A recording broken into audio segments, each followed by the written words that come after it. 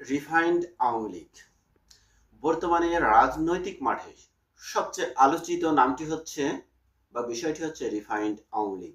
এই রিফাইন্ড আওয়ামী লীগ প্রথম হাসনাত আবদুল্লাহ আমাদের সেনাপ্রধানের সাথে আলাপ করে বা মিটিং করে সেখান থেকে এসে প্রথম কথা বলেন এই রিফাইন্ড আওয়ামী লীগ নিয়ে। অর্থাৎ রিফাইন্ড আওয়ামী লীগ নিয়ে প্রচুর পরিমাণে আলোচনা সমালোচনা হচ্ছে দীর্ঘ সময় ধরে। এখন রিফাইন্ড আওয়ামী লীগ কি?